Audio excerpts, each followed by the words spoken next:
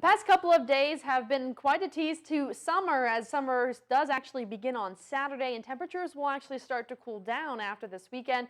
We saw 81 degrees up on the hill today, 72 being that average, and rain. We saw 6/100th of an inch earlier this morning, and then when that system rolled through about 8:20, 8:30 this evening, we did probably pick up about a ½ inch to an inch in some spots. The reports haven't come out just yet for that, as we still got some rain kind of moving through much of the region. The bulk from this cold front is still sitting well down to our south, and that's going to remain that way as it's actually just shifting straight into Wisconsin and completely missing Duluth and north. Now, if I zoom in a little bit here on the Doppler and satellite, you'll notice some of these showers and thunderstorms that we saw roll through Duluth really quick did drop quite a bit of rain, and they're quickly now moving up into Silver Bay and heading into Grand Marais by the overnight hours. We'll still see some passing rain showers, which is great because that's much needed rain that much of our region really does need and will benefit from. The good news is going overnight, though, is the SPC has downgraded our marginal risk. I showed at this 5 and the 6 o'clock hour, we were in a darker shaded region with the light green on the outskirts of our region. Right now, we're just in the general thunderstorm, so that's just an isolated thunderstorm in nature with the passing rain showers.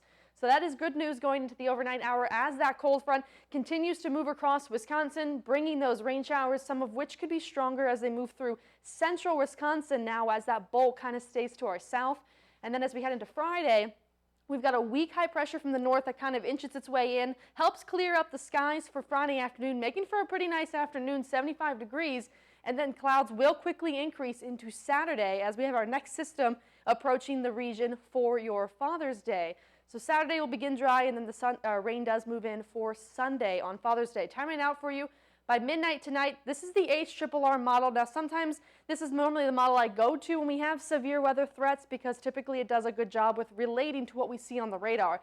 Now, with this lately is we use a lot of airplane data from the HRRR, and with COVID in place, we haven't kind of quite got all of that data we typically have on our models. So sometimes these models kind of show discrepancies in place of the radar. So by 3 a.m., we're still seeing some light rain showers along the north and the south shore, but most of Minnesota is clearing up, and by Friday, we'll see plenty of sunshine kind of throughout much of the region, Friday afternoon even as well, and then the next system kind of moves in by the evening, and we'll see clouds increase pretty quickly through Saturday afternoon.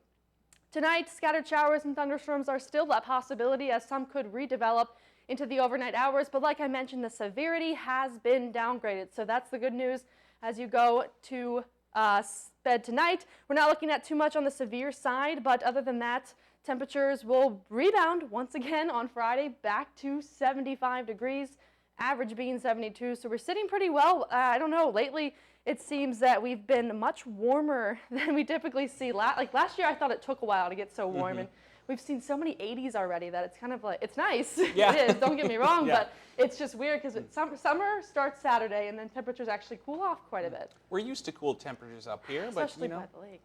yeah. And in the meantime, it's nice to get a little rain tonight. Yes.